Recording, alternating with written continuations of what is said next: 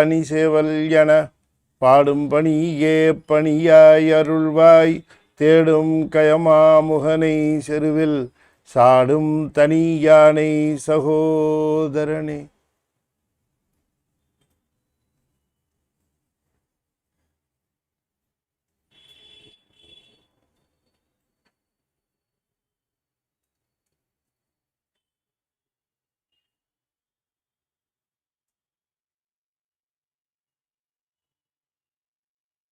திருச்சிற்றம்பலம்.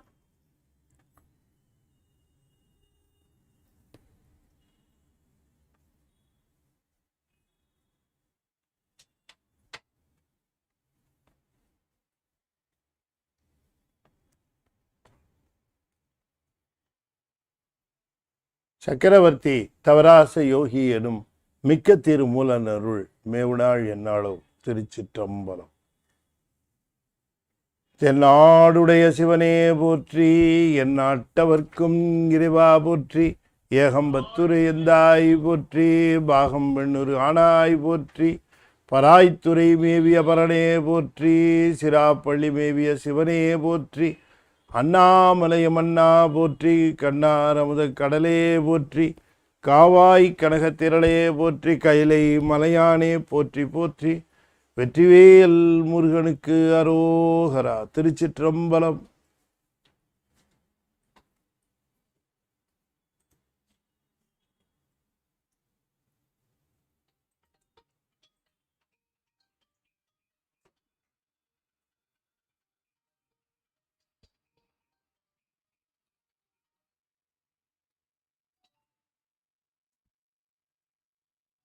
திருச்சிற்றம்பலம்.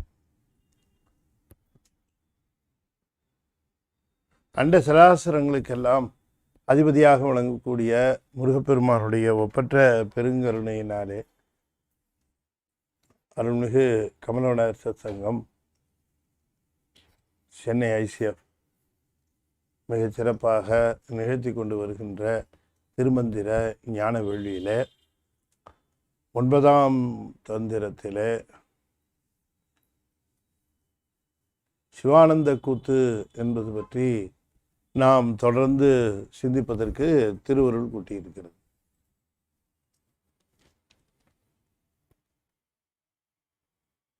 ஐந்து வகையான கூத்துக்களை திருக்கூத்து தரிசனம் என்கிற தலைப்பில் நமக்கு தெரியப்படுத்திவிட்டு அந்த 5 கூத்துகளினுடைய தன்மைகளையும் விவரிக்கின்ற அந்த பாங்கில முதலிலே சிவானந்த கூத்தையும், பிறகு தொடர்ந்து சுந்தர கூத்து, பொற்பதி கூத்து, பொற்தில்லை கூத்து, அற்புத கூத்து என்றெல்லாம் அதனை வரிசைப்பட கூறி வருகிறார். இதில் முதல்ல சொல்லப்படுகிற இந்த சிவானந்த கூத்தைத்தான் ஆனந்த கூத்து, அதுதான் நிறைவு கூத்து. ஆன்மா அந்த சிவானந்தத்தை பெறுகின்ற முக்தி நிலையில சிவானந்தத்தை பெறுகின்ற திருக்கூத்து. அதனை எவ்வாறு ஆன்மா அதனை அனுபவிக்கிறது, சிவம் அதனை எவ்வாறு நல்குகிறது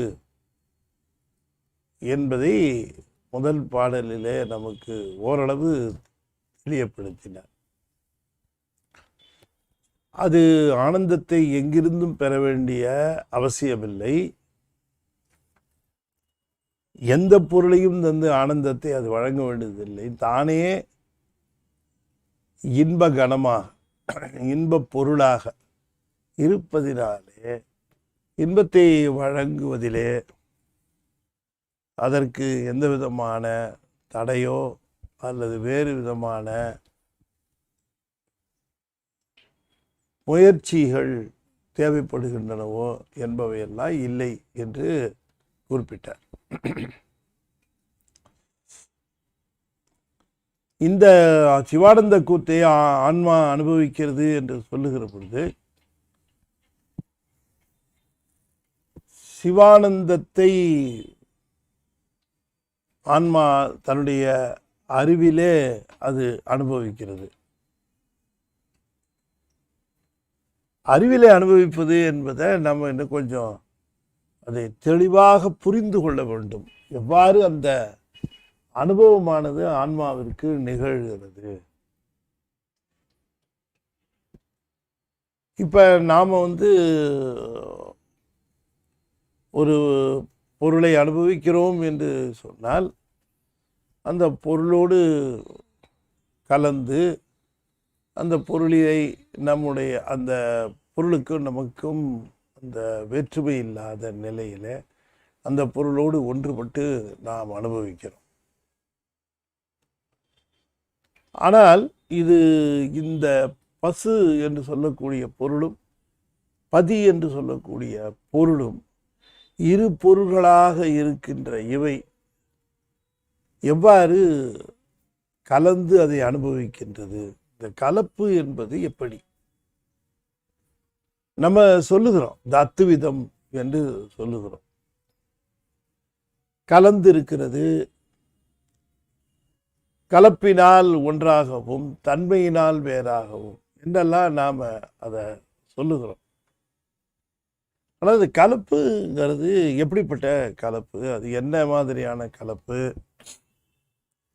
கலப்பு என்று எப்படி நாம் அதை சொல்லுகிறோம்?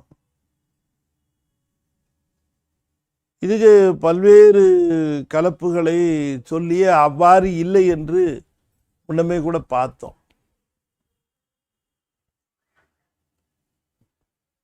பாலில் நீர் கலப்பது போலவான்னு கேட்டு அது இல்லை என்று மறுத்தோம். பாலிலே கலந்த நீரானது பாலின் தன்மையை பெற்று விடுவது போல அப்படின்னு சொல்லுகிற பொழுது பாலுக்கு நீரின் தன்மை வந்துடும். இது கலந்ததுனால அது டைல்யூட் ஆகிடும். அப்படியா? எப்படிப்பட்ட கலப்பு? இந்த கலப்பை எந்த விதமான கலப்பிலே இந்த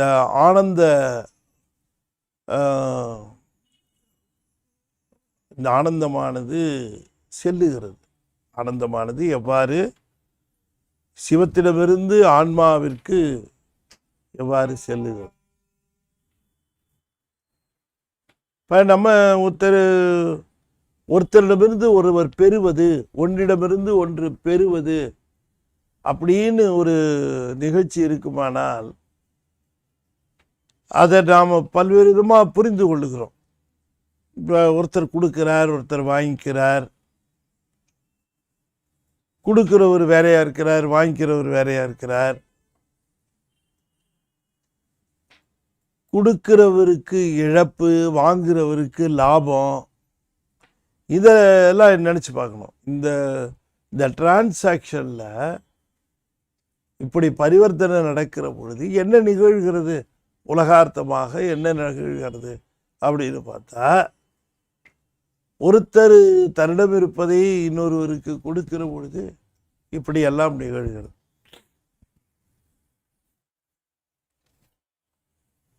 ஆனால் இவையெல்லாம் பொருள்களாக இருக்கிற பொழுது ஆன்மாவுக்கு இது இந்த மாதிரியான கால்குலேஷன்லேயே வாழ்ந்து கொண்டு இருக்கிறார்கள் இல்லையா? கணக்கின்படி கொடுத்தல், கணக்கின்படி பெறுதல், லாப நஷ்டம் பார்த்தல் என்னெல்லாம் இருக்கு. இப்ப உலகத்திலேயே கூட நாம பார்க்கிறோம். அதாவது ஒரு பெண்ணுக்கு தன்னுடைய கணவன் மேல அன்பு இருக்கு, உணர்வு இருக்கு, கவனிப்பு இருக்கு, எல்லாமே இருக்கு. ஒரு குழந்தை வந்த பிறகு இது என்ன ஆகிறது? அன்பு அங்கே அதே அளவுக்கு இருக்கிறதா என்று கேட்கிற பொழுது அந்த அட்டென்ஷன் என்று சொல்லக்கூடிய அது பகிரப்படுகிறது. ஒருவரை கவனித்து கொண்டிருந்த இப்போ அவங்க 2 பேரை, ஒருவருக்கு மட்டுமே அன்பு செலுத்தி கொண்டிருந்த அவர் இப்பொழுது 2 அன்பு. இப்ப இந்த மாதிரி 2 அன்பு செலுத்தி கொண்டு 2 கவனித்து கொண்டு இருக்கக்கூடிய அவர்கள் அந்த அன்பை பகிர்ந்து கொடுக்கிற அந்த சூழ்நிலையை பார்க்கிறோம். அப்படிதான் கொடுக்க முடியும். அப்ப சாப்பாடு போட்டுட்டு இருப்பாங்க, அன்பா தான் போடுவாங்க. அது என்ன இருந்தாலும் தான் கையால போட்டுறணும் வீட்டுக்காரருக்கு அப்படின்ட்டு அன்பா போட்டுட்டு இருப்பாங்க. அந்த நேரத்தில் அந்த குழந்தை கத்த ஆரம்பிச்சிடும். இப்போ அதை காம்ப்ரமைஸ் பண்ணுவாங்க. கத்துறான், நீங்களே கொஞ்சம் போட்டு மூடி வச்சிருங்க எல்லாத்தையும் அப்படின்னு சொல்லிட்டு அதை கவனிக்கப்படும் இல்லையா? இப்போ அன்பு நிச்சயமா அங்க பகிரப்பட்டு இத்தனை கோடி உயிர்களுக்கு இன்பம் தராரு இல்லையா?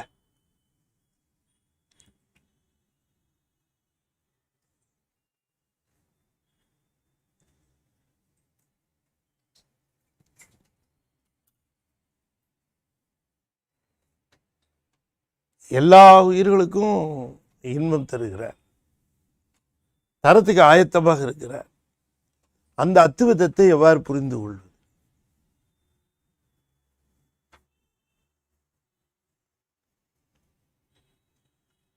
ஒருவர் தன்னுடைய அன்பை பகிர்கிற பொழுது, உலகத்து உயிர்களிடம் பகிர்கிற பொழுது எந்த விதமான அன்பு பரிமாற்றங்கள், எந்த விதமான அன்பு பகிர்தல்கள் நிகழ்கின்றன என்று பார்க்கிறோம்.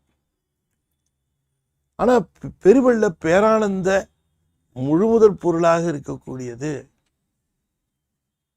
எல்லா உயிர்களுக்கும் இன்பத்தை வழங்க ஆயத்தமாகவும் இன்பத்தை வழங்கி கொண்டிருக்கு. அதுல எந்த விதமான ஏற்றத்தாழ்வும் அங்க இல்லை. இது எப்படி சாத்தியமாகிறது?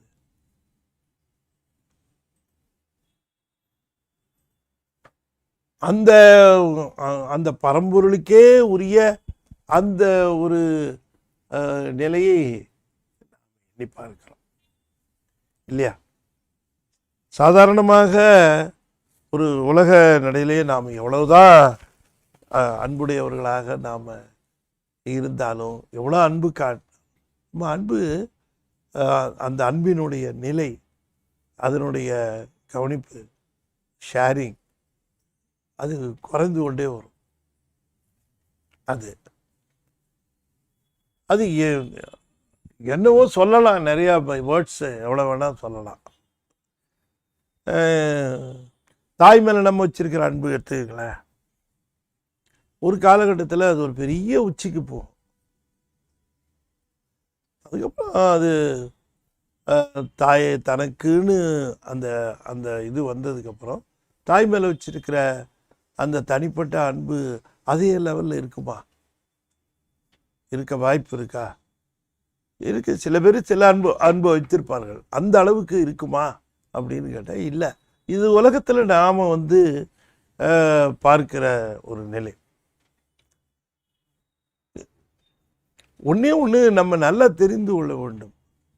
அன்பு தான் இன்பம், அன்பு தான் இச்சை. இன்பம் என்பது வேற ஏதோ ஒன்று நம்ம நினைக்கிறோம். அன்புதான் இன்பம், அன்புதான் இன்பம் என்பதைத்தான் அன்பு சிவம் இரண்டென்பர் அறிகிறார். நம்ம அன்பு வேற இன்பம் வேற நினைக்கிற வரைக்கும் நாம வேற சிவம் வேறதான். அன்பே சிவம் என்பது அன்புதான் சிவம்னா என்ன? இன்பம் தான். சிவம் என்பது இன்பம், துன்பம் கலவாத இன்பம். நன்றுடையானை தீயதிலானை. என்ன அழகா சொல்றாரு திருஞான சம்பந்தர். தீயதிலான்னா என்ன அர்த்தம்? துன்பம் கலவாத இன்பம். அவன் அன்புதான் இன்பம். அந்த அன்புதான் இன்பமா வடிவெடுக்குது. அதனால அன்பு வேற இன்பம் வேற என்று நினைக்கிற அந்த ஒரு கான்செப்டை அன்பினால் அருள் பெறுவோம், அருளினால் இன்பம் விளையும் என்று சொல்வதெல்லாம் நாம் புரிந்து கொள்வதற்காக சொல்லப்படுகிற உபச்சாரமே தவிர அன்புடையாரே இன்பம் எய்துகின்றார். இந்த அன்பு மயமாக இருக்கிற இந்த உயிரின் அறிவில் ஆனந்தம் அது முகிழ்த்து எழுகிறது. இப்ப இந்த அன்பினாலே இந்த அத்துவிதம் சாதிக்கப்படுகிறது. இதை நம்ம புரிந்து கொள்ள வேண்டும். எப்படி அந்த சிவம் என்று சொல்லக்கூடிய அந்த அதை நம்ம எப்படி யோசிச்சு பார்க்கிறோம். இத்தனை உயிர்களுக்கு அன்பு, தன்னை காணுகிற அத்தனை உயிர்களுக்கும் அது எப்படி இப்படி அன்பு காட்டுது? அதை யோசிச்சு பார்க்கிற பொழுது அதனுடைய அதுக்கு அதை தவிர்த்து வேற எது தெரியாதுன்னு தெரியுது. அப்படிப்பட்ட ஒரு ஒரு பொருள், அந்த இன்பப் பொருள்னு அதை ஏன் நினைக்கணும் அப்படின்னு கேட்டா, ஏன் அது இன்பப் பொருள் அப்படின்னு கேட்டா, அது இன்ப வடிவமாகவும் இன்பமயமாகவும் இருப்பதற்கு காரணம் அது முழுமையும் அன்புமயமாகவும் அன்பை அங்கீகரித்து அதன் பயனாக இன்பத்தை வெளிப்படுத்துகின்ற பொருளாகவும் இருக்கிறது. இப்ப நாம ஒரு ஒன்று ஒரு ஒரு மிஷின் சொல்றோம்னு வச்சுக்கோ, சுமார் ஒரு மிஷின் சொல்றோம், காஃபி பேக்கர் அப்படின்னு அதுக்கு பேரு அப்படின்னு வச்சுங்களேன். ஒரு பக்கம் காபி தூள், ஒரு பக்கம் பால், ஒரு பக்கம் சர்க்கரை, பால் வருது, அது காப்பியாக வருது, காஃபி மேக்கர். அப்படி சிவங்கிறது அது இன்பத்தை வழங்குகின்ற அந்த நிலையில இருக்கிற அதுக்கு இன்புட்டு அன்பு தான். அன்பு தான் இன்பமா மாறுது. நீங்க அதுல போய் நின்றுக்கிட்டு இன்புட் இல்லாம அவுட்புட் வாங்க முடியாது. அங்க இன்புட்டா கொடுத்தா கிடைக்கிறது ஆனந்தம். எல்லாத்துலேயும் போய் கிடைக்குமா? அது மாதிரி கிடைக்காது, சிவத்திட்ட தான் கிடைக்கும். அதனாலதான் அது இன்பப் பொருள். ஒன்றும் இல்லாமல் போய் ஒன்றிலிருந்து ஒன்றை பெற முடியாது. எனவே அன்புமயமாக இருக்கிற இந்த ஆன்மா சிவத்தில் போகிற பொழுது இன்பமயமான அந்த ஆனந்தத்தை பெறுகிறது. இதுதான் தத்துவம், புரிஞ்சுக்கணும். இந்த டிரான்சாக்ஷன், இந்த மாற்றம் எப்படி மாறுதல் அல்லது வழங்கப்படுகிற நிலை எவ்வாறு என்பதை தெளிவாக புரிந்து கொள்ள வேண்டும். நம்ம நினைக்கிற மாதிரி ஆனந்தம் கொடுப்பாருன்னா ஆன்மா வந்தவொடனே கையில் இருந்தால் வச்சுக்கோ, ஆனந்தம் வச்சுக்கோ அப்படி சொல்லி கையில் கொடுத்து அனுப்புகிற மாதிரியா? இல்லை இது போய் முண்டு எடுத்துக்கிட்டு வருமா? இல்லையா? அப்படிலாம் இல்லை. அதை ப்ராக்டிக்கலாக புரிந்து கொள்ள வேண்டும். நாம் உண்மையான ரீதியில் அது எவ்வாறு, அப்போ இது எப்படி சாத்தியமாகிறது? ஆன்மாவுக்கு அந்த பொருளிடமிருந்து சிவத்திடமிருந்து ஆனந்தம் எப்படி சாத்தியமாகிறது அப்படின்னா, அந்த கலப்புங்கிறது என்ன, அது எப்படி கலப்பு, அந்த கலப்புங்கிறது எந்த விதமாக நம்ம யோசிக்கலாம் அப்படின்னு கேட்கறதுக்கு இந்த பாட்டு சொல்கிறேன். இந்த மாதிரியான ஒரு நிலையில் அது இந்த அன்புமயமாக இருக்கிறதுக்கு ஆனந்தமயமாக, இது வேற எங்கே இருந்தாலும் கூட இதோடைய அன்பு முழுவதும் சிவத்தினுடைய அரவணைப்பில் இருக்கிற பொழுது ஆனந்தமயமாக ஆகிறது. அது காட்டுகிற அன்புக்கு துளியோண்டு இருக்கலாம். அதனாலதான் பொன்மயமான மலையை சேர்ந்த காகமும் பொன்மயமாக ஆகும்னார். அது எப்படி ஆகிறது அப்படின்னு கேட்டா, அது பொன்மயமான மலை, அதை சார்ந்ததுனாலே அது பொன்மயமாகிறது என்ற உதாரணம்லாம் எடுத்து சொல்லுவார்கள். இந்த பாடல் ரொம்ப தெளிவாக சொல்றார். ஆன்மாவுக்கும் சிவத்துக்கும் நிகழ்கிற அத்துவிதம் என்பது அது எப்படி? ஒன்றாய் வேறாய் உடனாய் என்பதெல்லாம் நாம் புரிந்து கொள்ளுகிற அந்த நிலையில ஒன்றாகவும் வேறாகவும் உடனாகவும் இருந்து ஆன்மாவை செலுத்துவதற்காகவும் நிலைத்தற்காகவும் அறிவுறுத்துவதற்காகவும் இந்த மூணு எப்பவுமே நடந்துகிட்டு இருக்கும் இல்லை. இந்த அத்துவிதம் என்பதுக்குள்ள கொண்டு போய் இந்த ஆன்மா தன்னுடைய ஆணவ மலத்திலிருந்து பிடியிலிருந்து விலக வேண்டும் என்பதற்காக அதற்காக செய்யப்பட்ட ஏற்பாடு. சுவாமி ஒன்றா வேறாய் உடனாய் இருந்து அத்துவிதத்தில் நிற்கிறார் என்று நாம் அதை புரிஞ்சுக்கிறோம். அத்துவிதத்தை சிவானந்த நிலையில எப்படி புரிஞ்சுக்கிறது? அதை சொல்லுகிறார். ஒளியாம் பரமும் உளதாம் பரமும் அழியார் சிவகாமியாகும் சமயக்களியார் பரமும் கருத்துரை அந்த தெளிவாம் சிவானந்த நட்டத்தின் சித்திய ஒளியாம் பரமும் உளதாம் பரமும் அழியார் சிவகாமியாகும் சமயக்களியார் பரமும் கருத்துரை அந்த தெளிவாம் சிவானந்த நட்டத்தின் சித்தியே. பரமும் அப்படின்னு சொல்லுது பரத்தினுடைய தன்மையும் அர்த்தம். பரமாகின்ற தன்மை, பரமுத்தி பராவத்தை என்பது சீவன் பரமாதல் தான். பரமாதல் தான் சிவமாதல்னு நாம் அதை சொல்லுகிறோம். அப்படி பரமாதல் சிவமாதல் என்று சொல்லக்கூடியது அதைத்தான் அந்த அத்துவித நிலையில் அது எவ்வாறு இருக்கும் பரமாதல்ங்கிற பொழுது அப்படின்னு கேட்டால் அதை 3 நிலைகளில் அதை சொல்லுகிறார். இறைவனுடைய பரத்துவம் எவ்வாறு உபனிஷத்துக்கள்லையும் நம்முடைய திருமுறைகளிலும் எவ்வாறு சொல்லப்படுகிறது என்று கேட்டால் அது பரத்துவம் எவ்வாறு சொல்லப்படுகிறது என்றால் அது சத்து பொருள், அது சித்து பொருள், அது ஆனந்த பொருள் என்று பரத்துவம். பரத்துவம் இந்த 3 இருக்கிறது தான் பரத்துவம். இதனுடைய விரிவு தான் 6 குணம் 8 குணம் அப்படிங்கிறதெல்லாம் இதனுடைய விரிவு. எனவே இந்த பரமாகிற தன்மையாக இருக்கக்கூடியதை 3 நிலைகளில அதை சொல்லி இப்படி சத்தாகிற நிலைமையும் சித்தாகிற நிலைமையும் ஆனந்தமாகிற நிலைமையும் இந்த 3 நிலையும் கூடி வருவது தான் பரமுத்தி.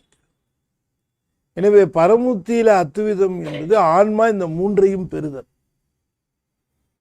எனவே ஆன்மாவிற்கு அத்துவிதம் ஆயிற்று என்று சொன்னால் ஆன்மாவிற்கு ஒளியாம் பரமும் உளதாம் பரமும் சமய களியார் பரமும் அதற்கு கூடுவது.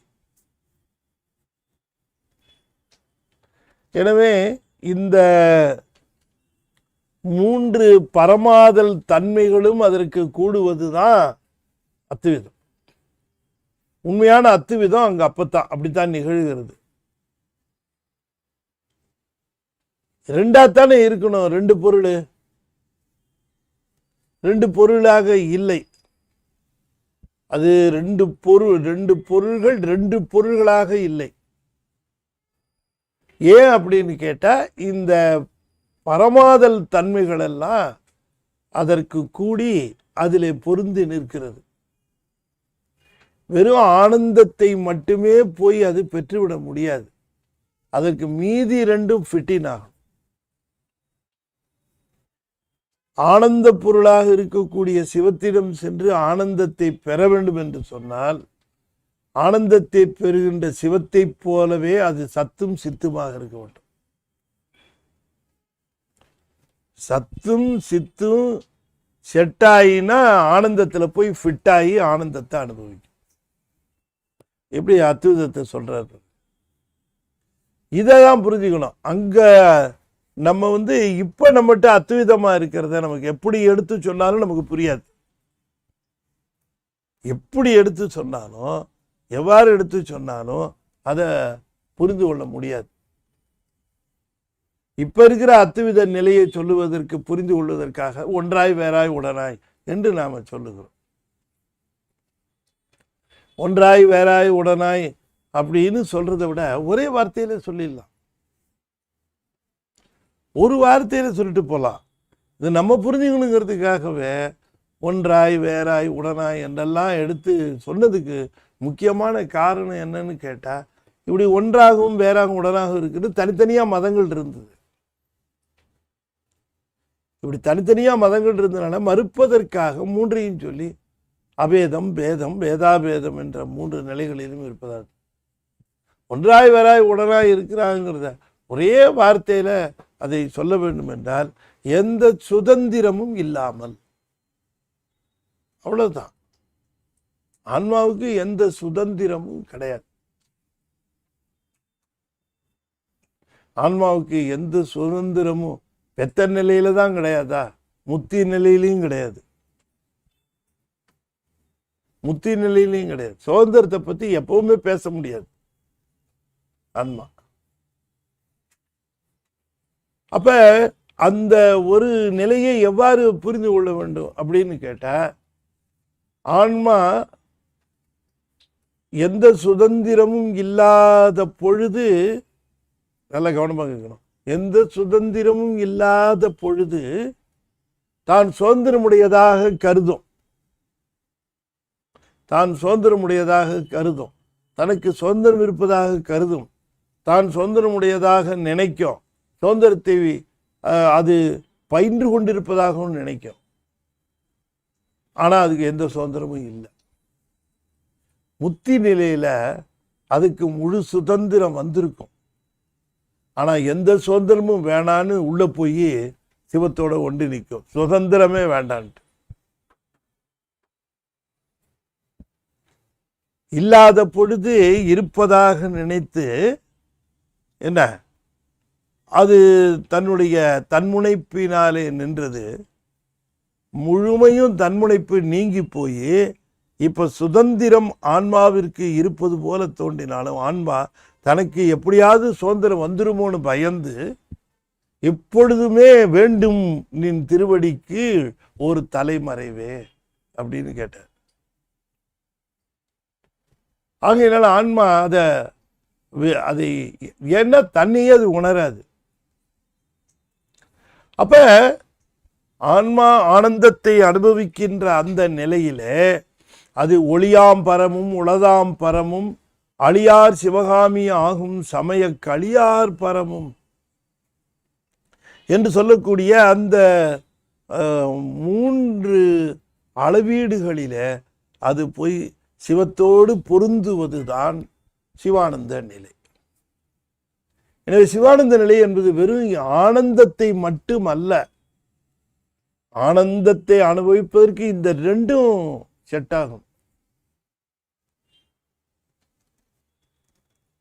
இப்ப ஒன்றுக்குள்ளே இன்னொன்று பொருந்த வேண்டும் என்று சொன்னால் அதுல 3 ஷாப்ட் வச்சிருப்பான். இந்த 3 ஷாப்ட்டும் போய் அந்த 3 ஹோலுக்குள்ளேயும் போனாதான் அதுவும் கப்பலாகி அது ரொட்டேட் ஆகுறதோ ஃபங்க்ஷன் பண்றதோ நிகழும். 1 மேட்ச் ஆகி 2 மேட்ச் ஆகலன்னு வச்சுங்க, ஃபிட்டினே ஆகாது. இது போல அந்த பரமுத்தி நிலையில அது போகிற பொழுது இந்த ஆனந்தத்தை பெறுகின்ற அந்த நிலையில, ஆனந்தத்தை பெறுகின்ற நிலையில அதனுடைய மற்ற இரண்டும்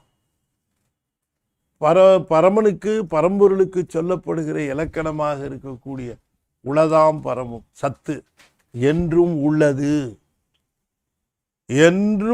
என்று சொல்லக்கூடிய சத்து, ஒளியாம் பரமும் ஞானத்தினுடைய அது பதிஞானம் என்று சொல்லக்கூடிய எல்லாவற்றையும் ஒரு சேர அறிகின்ற ஞானம், ஒரு சேர அறிகின்ற ஞானம் ஒளியாம் பரமும். உளதாம் பரமும் சத்து, ஒளியாம் பரமும் சித்து. மூன்றாவதா சொல்லுகிற பொழுது அந்த ஆனந்தம் என்று சொல்லுவதை சொல்லுகிறார். அழியார் சிவகாமியாகும் சமயக்களியார் பரமும் என்று குறிப்பிடுகின்றார். இந்த ரெண்டையும் நம்ம ரொம்ப பேசியிருப்போம். சத்தம் பேசியிருப்போம், சித்தும் பேசியிருப்போம், ஞானத்தை பற்றி. ஆனந்தங்கிறத நல்ல தெளிவாக தெரிந்து கொள்ள வேண்டும் என்று அழியார் சிவகாமியாகும். சிவகாமி என்று கூத்து நடக்கிற பொழுது பக்கத்திலேயே ஒருத்தியை வச்சு காட்டுகிறோம், வணங்குகிறோம். உண்மையிலே அவதான் ஆனந்தம், அதுதான் ஆனந்தம். எனவே அழியார் கருணையே வடிவமாக இருக்கக்கூடிய சிவகாமி ஆகும் சமயக்களியார் பரமும். சமய உண்மைகளிலே சிவகாமி சிவகாமி அப்படிங்கிறதுக்கு என்ன பொருள் சொல்லுவார்கள் அப்படின்னு கேட்டா, சிவத்தின் மேல் விருப்பத்தை ஏற்படுத்துகிறவள். அதுக்கு இன்னும் சில பேர் சிவத்தின் மேல் விருப்பம் வைத்திருக்கிறவள் அப்படின்னு சொல்லுவார்கள். சிறந்த பொருள் என்னன்னா, சிவத்தின் மேல் விருப்பத்தை ஏற்படுத்துகிறவள். யார் அவளை வணங்குகிறார்களோ அவர்களுக்கு சிவத்தின் மேல் விருப்பத்தை நிகழ்த்துகின்றவள் என்று பொருள். எனவே அப்படி சொல்லுகிற பொழுது அந்த விருப்பம் என்று சொல்லக்கூடிய அதுதான் ஆனந்தம் என்று சொல்லக்கூடிய அந்த நிலையிலே சொல்லப்படுவது. எனவே கருணையே வடிவமாக சிவகாமி என்று ஆனந்தத்தை சொல்லுகிற பொழுது, கருணை அழி என்றால் கருணை அன்பு என்று சொல்லுகிறார். எனவே அன்பே ஆனந்த வடிவமாக இருக்கக்கூடிய அந்த ஆனந்த நிலையும் இந்த மூன்று தன்மைகளும் ஆன்மாவுக்கு வந்து சேரும். இதுதான் சிவானந்த நிலை. இந்த நிலையிலே ஆன்மாவிற்கு சிவானந்தத்தை உணர்கிற அந்த நிலைதான், ஆன்மா அந்த சிவானந்தத்தை அனுபவிக்கிற நிலைதான் சிவானந்த கூத்து என்று சொல்லப்படுகிறது. எனவே சிவானந்த கூத்து என்பது இந்த பரமாதல் தன்மை ஆன்மாவிற்கு வர வேண்டும். பரமாதல் தன்மை வந்த காரணத்தினாலே பரமாகிவிட்டதாக கருதிவிடக்கூடாது. அதான் திரும்ப திரும்ப நம்ம வேதாந்தத்தில் சொல்லப்படுவதற்கு நமக்கும் இருக்கக்கூடிய ஒரு முக்கியமான அந்த நிலை. என பெறுவதற்கு எப்பொழுதும் வேண்டும் இந்த டிரான்ஸ்ஃபர், அதாவது அதிலிருந்து மற்றொரு பொருளுக்கு செல்லுதல் என்று சொல்லக்கூடிய ஒன்றை நாம் புரிந்து கொள்வதற்காக இருபொருள் இருப்பதாகவும் ஒரு பொருள் கொடுப்பதாகவும் இன்னொரு பொருள் பெறுவதாகவும் என்றெல்லாம் இப்படி நாம் பேசுகின்றோம், அதை புரிந்து கொள்வதற்காக. ஆனால் எப்படி உண்மையிலேயே அந்த டிரான்ஸ்ஃபர் நிகழ்கிறது? இரண்டு பொருளும் பகுத்து அறியப்பட முடியாத நிலையில அந்த டிரான்ஸ்ஃபர் நிகழ்கிறது. இதை அந்த அருளேதான் ஆனந்தமாகிறது. இந்த அருளேதான் ஆனந்த ஆகிறது, அருள் நிலையே ஆனந்தமாகுது. இந்த ஆனந்தத்தை தனியாக காட்டுவதற்கு அம்மையாகவும், சத்து சித்தாக காட்டுகிற நிலையை அந்த கூத்தாகவும் காட்டுகிற நிலையிலே, ஒன்றுபடுகிற நிலையில ஆன்மாவுக்கு இந்த மூன்றும் கிட்டணும். அதுக்கு உளதாம் பரமும் அதுக்கு ஏற்கனவே இருக்கு, ஒளியாம் பரமும். ஒளியாம் பரம் என்று சொல்லுகிற பொழுது அந்த திருவருள் ஞானம், அந்த ஒளிங்கிறது பதிஞானம். அது எப்படிப்பட்ட பதிஞானம் என்று சொல்லுகிற பொழுது, பசுஞானத்திலே ஏற்கனவே இருந்த தன்முனைப்பு என்று சொல்லக்கூடிய ஆணவ மலம் முற்றிலும் நீங்கியது. முற்றிலும் நீங்கிய நிலை அந்த லயத்தில் சதாசிவத்துக்கு மேலே இருக்கக்கூடிய அந்த விந்து நாதம் அல்லது சிவம் சக்தி, அதில் தூலமாக நீங்கி சூக்குவமாக நீங்குவது. அந்த நிலை வரைக்கும் வாசனா மலமே தூலமாக நீங்கி சூக்குவமாக நீங்குவது. அப்படிப்பட்ட நிலையில் விளங்குகிற அந்த ஞானம் அது ஒளியார் பரம், உளதாம் பரம், அழியார் சிவகாமியாகும் சமயக்களியார் பரம். சமயத்திலே காட்டப்படுகின்ற நம்முடைய சைவ சமயத்திலே இதுதான் ஆனந்த பொருள் என்று காட்டுவதற்காக சிவகாமியாக நிற்கின்ற அந்த ஆனந்தத்தினுடைய நிலையும் இந்த மூன்றும் அந்த பராவத்தையில், அந்த பரமுத்தியில் அதுக்கு கிட்டும். இந்த மூன்று அப்பொழுது ஆனந்தத்தை அனுபவிக்கும். அந்த ஆனந்த அனுபவம் என்பது இதுதான் என்று சிவானந்த ஆனந்தத்தை குறிப்பிடுகின்றார். இப்ப நாம அந்த ஆனந்தத்தை நுகர்தல் என்று சொல்லக்கூடிய அந்த தன்மையிலே பல்வேறு செய்திகளை நாம் போட்டாலும் கூட அன்புமயமாக இருக்கிற அந்த ஆன்மா ஆனந்தமாக அது உணரும். ஆகையினாலே அன்பையும் ஆனந்தத்தையும் பிரிக்கவே முடியாது. அன்புதான் ஆனந்தமாக அதற்கு கிட்டும். அன்புதான் ஆனந்தமாக கிட்டும்.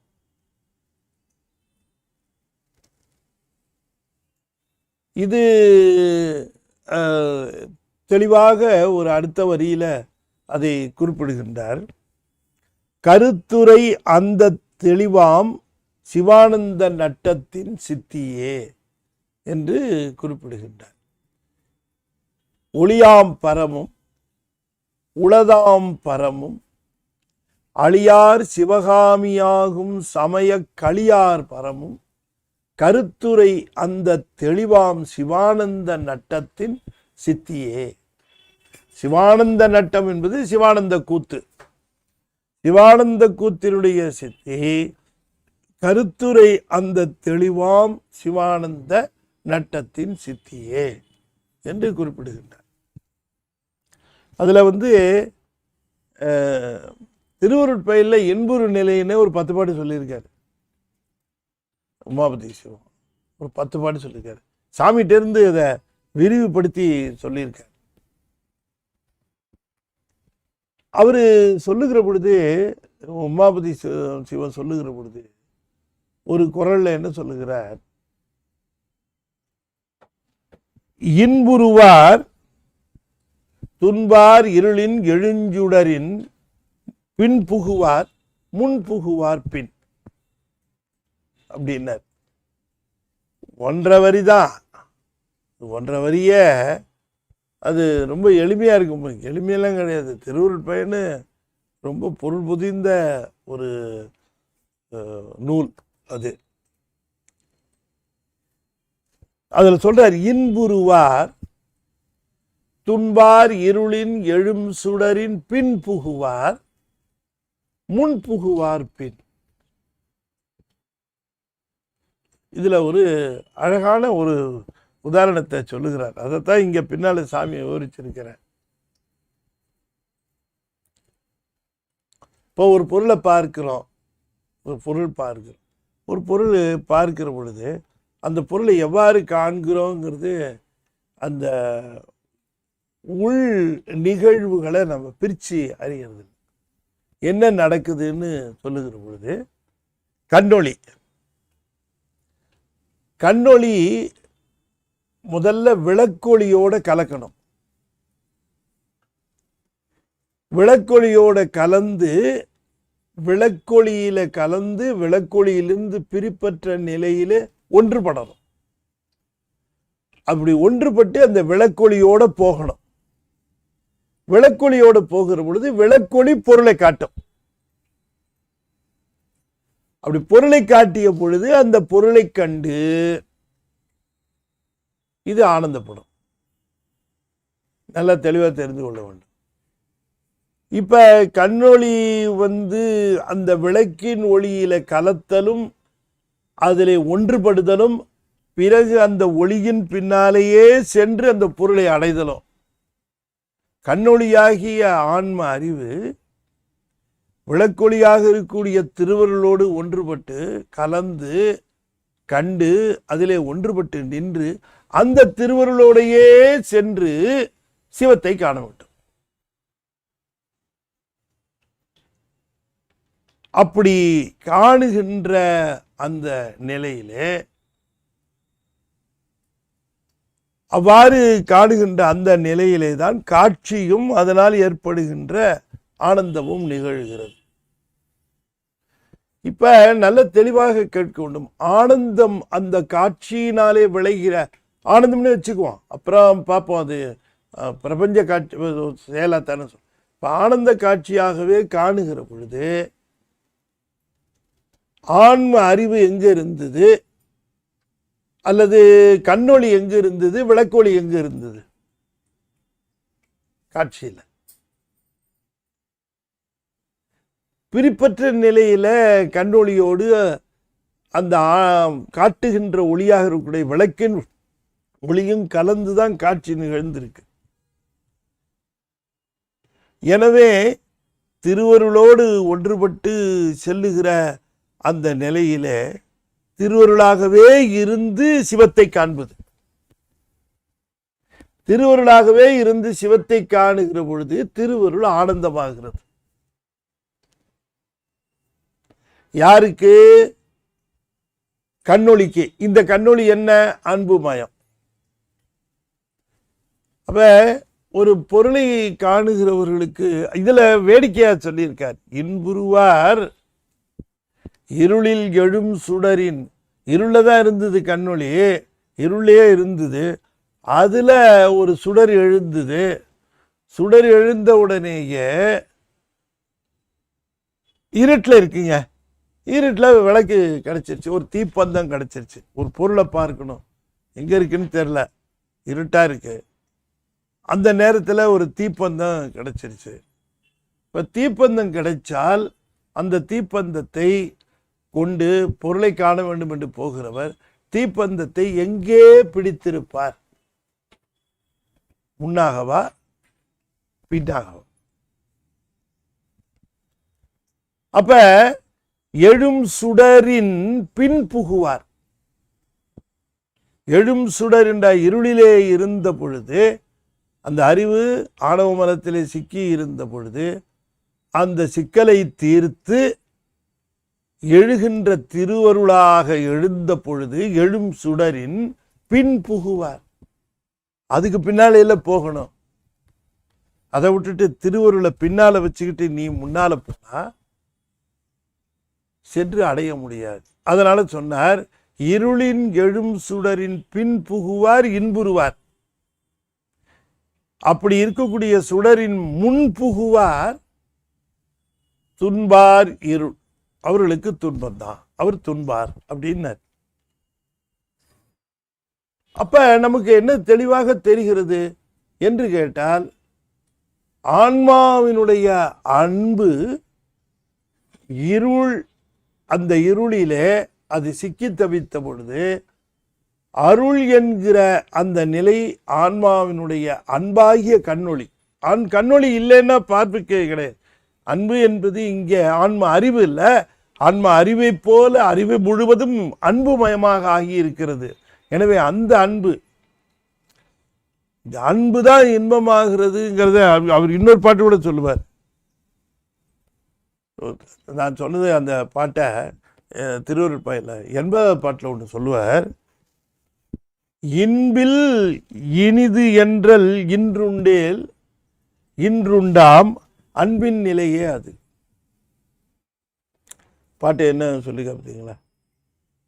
இன்பில் இனிது என்றல் இன்று உண்டேல் அன்பின் நிலையே அது இன்று உண்டாம். இந்த பாட்டை பாருங்க. இப்போ உங்களுக்கு குரல் போட்டாச்சு. இது குரல்னா திருவருட்பயன் குரல். இன்பில் இனிது என்றல் இன்றுண்டேல் இன்றுண்டாம் அன்பு நிலையே அது. இன்பில் இனிது எது? இன்பத்திலேயே மிகப்பெரிய இன்பம் எது? என்னில் இனியார் எனக்கு யாரும் இல்லை, என்னிலும் இனியான் ஒருவன் உளன். இன்பத்திலேயே இன்பிலேயே இனிது என்று சொன்னால் தலைமையாக இருப்பது என்பது எது அப்படின்னு கேட்டால் சிவானந்தம்.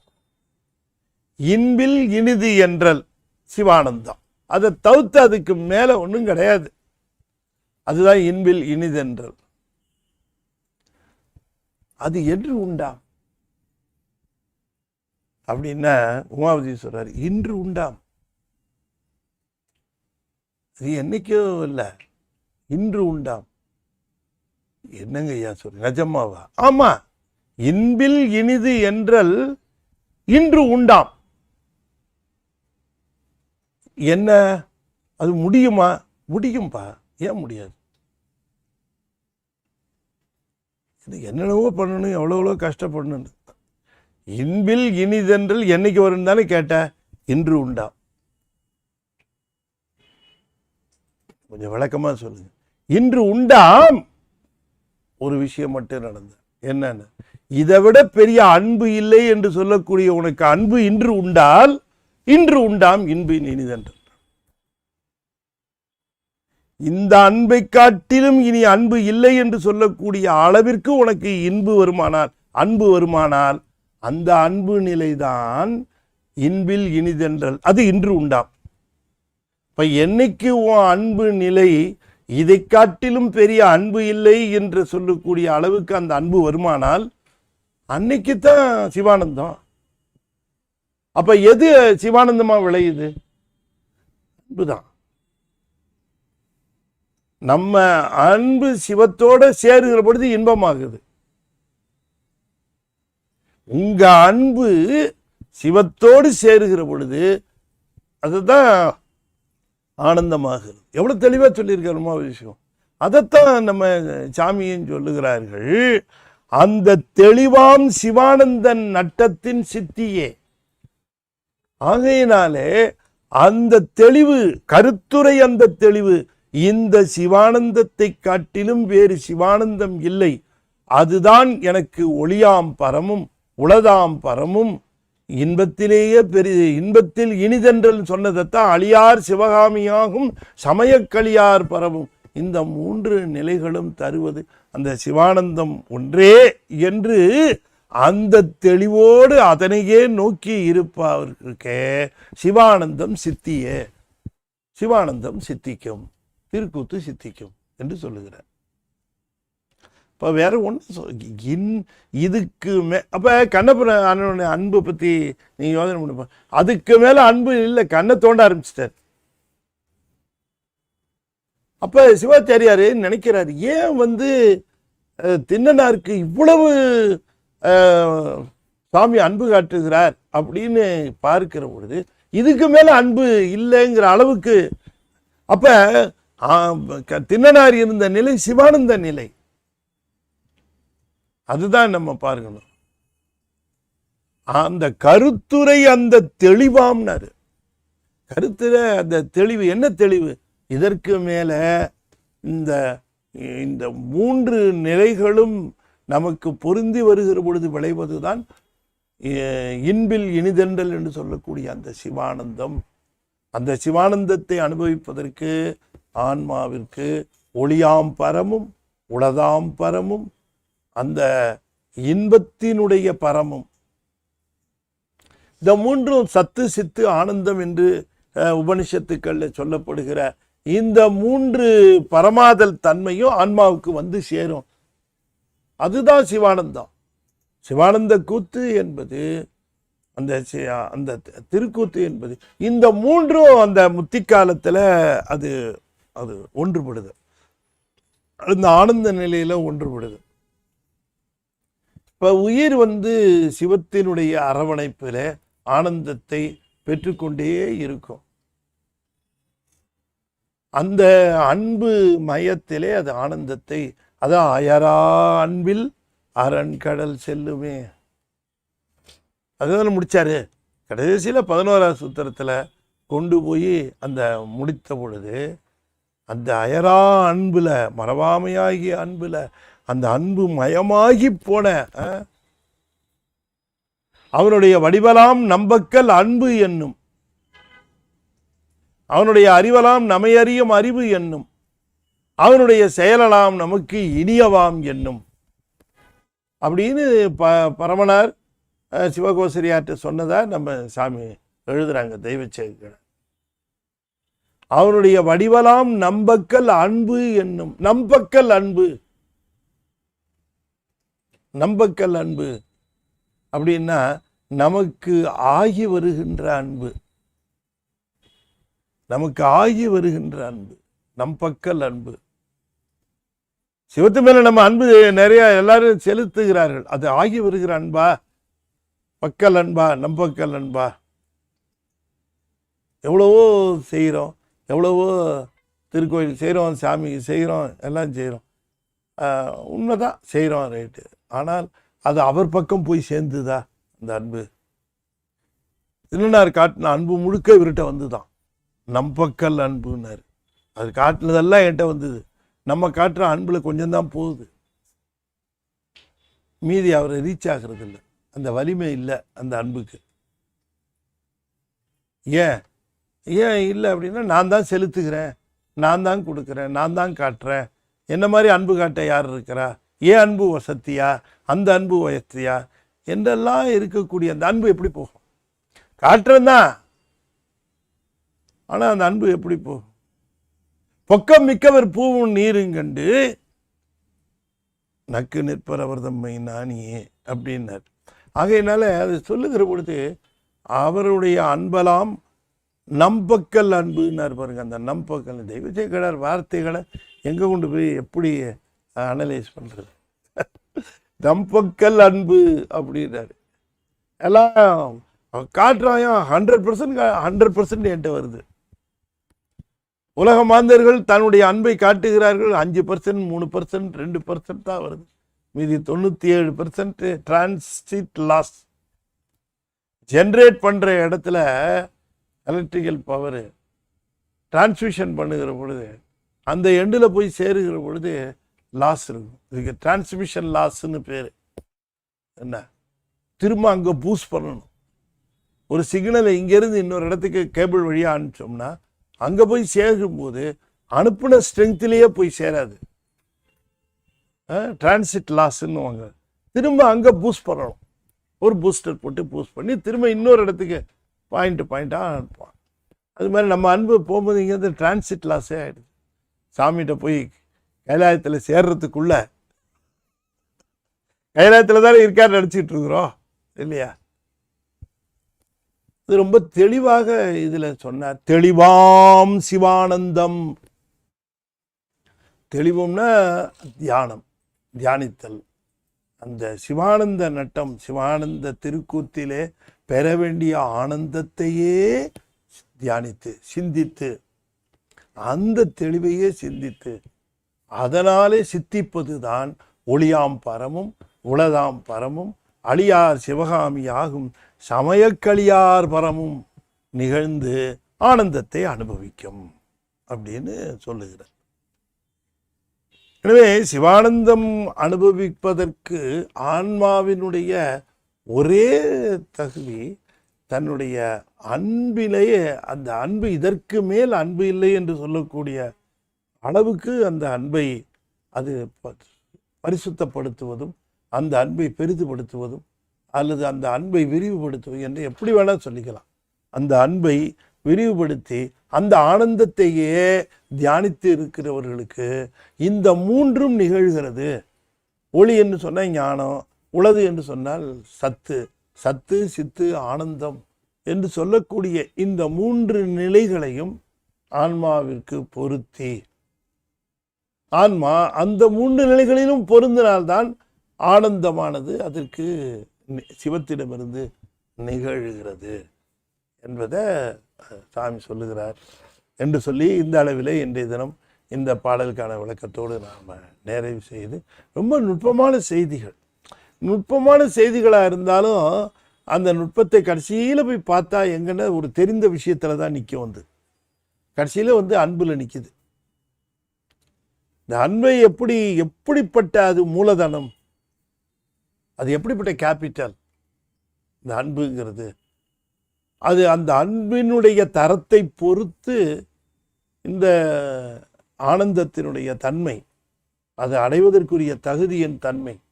வெறும் ஆனந்தத்தை அவர் கொடுக்கிறேன்னாலும் கூட அதை பெறுவதற்குரிய அந்த அந்த அந்த என்ன சொல்றது, அது இணைப்பு, அந்த அந்த இணைகிற நிலை அது சிறப்பாக அமைய வேண்டும். எனவே சிவானந்த கூத்து என்பது ஆன்மா ஆனந்தத்தை அனுபவிக்கிற நிலை. எனவே அதற்காக அன்பு மிகுதியைப்பட்டு அந்த ஆனந்தத்தையே அது தியானித்து கொண்டிருக்க வேண்டும். அந்த ஆனந்த நிலையையே தியானித்து கொண்டிருக்க வேண்டும். அந்த ஆனந்தத்தையே ஆனந்தம் என்று கருத வேண்டும். அந்த ஆனந்தத்திற்காகவே அது நிற்கிற பொழுதுதான் இப்படி மூன்றையும் கொடுத்து அதை பண்ணுவார் இல்லைங்களா? அப்போ இறைவனை அதாவது ஒரு பெரிய ஒருத்தரை பார்க்க வேண்டும் என்ற ஒரு ரொம்ப நாள் ஆவல் ஒருத்தருக்கு, ஒரு மிகப்பெரிய உயர்ந்த பதவியில் இருக்கிறவர் அவரை பார்க்கணும் அப்படின்னு விருப்பப்படுகிறார். அந்த விருப்பப்படுகிறவர் உண்மையிலே விருப்பப்படுகிறார். அதற்காக பல முயற்சி எடுத்துக்கொள்கிறார். அந்த விருப்பத்தை நிறைவேற்றுவதற்கு அவரும் அந்த உயர்ந்த நிலையில் இருக்கிறவரும் ஒப்புக்கொள்கிறார். அப்போ அவரை தன்னை பார்ப்பதற்கு அவரை அழைத்து வர சொல்லுகிற பொழுது, வருகிறவர்கள் அவரை அழைச்சிட்டு போகிற பொழுது அவருக்குன்னு பிரத்யேகமான உடைகளை எடுத்து இந்த உடைகளை நீங்கள் உடுத்தி கொள்ளுங்கள். நான் என்னுடைய அனுபவத்தையே சொல்கிறேன்னு, நான் ஒரு நம்முடைய தில்லைவாழந்தனர் ஒருவருடைய வீட்டு ஒரு திருமணத்துக்கு போயிருந்தேன். போயிருந்த பொழுது அவர் என் மேலே ரொம்ப பிரியமுடையவர்.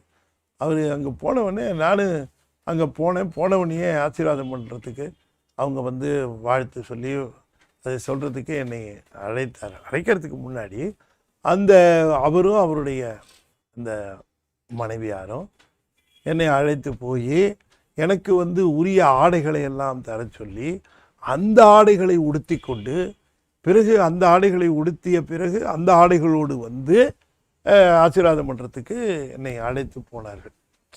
இப்போ எதுக்கு இதை சொல்ல வருகிறேன்னா, அந்த உரிய முறையில் அங்கே அதுபோல் ஆன்மா இங்கிருந்து ஆனந்தத்தை பெறுவதற்கு வருகிற பொழுது, அந்த ஆனந்தத்தை பெறுவதற்கு முன்பாக அந்த பரமாம் உளதாம் பரமும் அழியார் பரமும் அந்த ஞானத்தினுடைய நிலையும் அந்த நிலைத்த தன்மையினுடைய அந்த நிலையும் இரண்டும் சரியாக இருக்க அந்த மூன்றாவது இருக்கக்கூடிய ஆனந்தத்தையும் தந்து அதை முழு நிலையில் நிறுத்துகிறார். இதுதான் ஆனந்த கூத்து என்று, சிவானந்த கூத்து என்று அதனை குறிப்பிடுகின்றார். இதற்காக ஆன்மா செய்ய வேண்டியது பேரன்போடு விளைய வேண்டியது இல்லையா?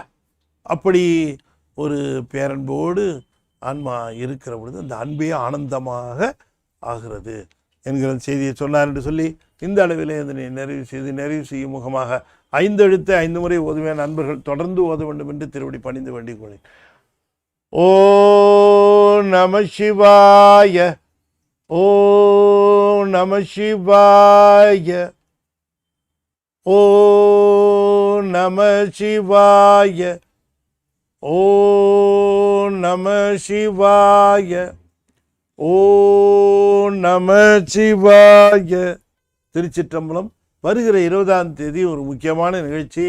நம்முடைய தர்மயாதீன திருமுறை இசை கலாநிதி யாதி ஓதுவார் அவர்கள் நமக்கு திருமுறை இசை காரைக்கால் அம்மையாருடைய குருபூசியை ஒட்டி செய்ய இருக்கின்றார். மாலை 6 மணிக்கு நிகழ்ச்சிகள் ஆரம்பிக்கின்றன. 6லிருந்து 7 வரை அடியன் பேசுகின்றேன். பிறகு 7லிருந்து 8:30 வரைக்கும் அவர்கள் அந்த பண்ணி செய்கிறார்கள். 8:30 மணிக்கு நிறைவுரை வழங்குகிற ஒரு 15-20 நிமிஷம் அத்தோடு நிகழ்வு நிறைவு பெறுகிறது. நீங்கள் எல்லாம் நேரில் வந்திருந்து அதனை கண்டுகளிக்க வேண்டும். அற்புதமாக திருமுறை இசை வழங்குகிறார் நம்ம ஓதுவார் அவர்கள். நீங்கள் பயன்பெற வேண்டும். 20ஆம் தேதி மாலை 6 மணிக்கு அருள்மிகு கமல விநாயகர் சத்சங்கம் வெங்கடேஸ்வரா மகா மண்டபத்திலே மாலை 6 மணிக்கு என்று சொல்லி இந்த அளவில் நிறைவு. மீண்டும் நாளை மாலை மிகச்சரியாக 6:30 மணிக்கு சிவானந்த கூத்திலே தொடர்ந்து சந்திப்போம் என்று சொல்லி விடைபெறுகிறேன். நன்றி, வணக்கம். திருச்சிற்றம்பலம். தென்னாடுடைய சிவனே போற்றி, எந்நாட்டவர்க்கும் இறைவா போற்றி, வெற்றிவேல் முருகனுக்கு அரோகரா. திருச்சிற்றம்பலம்.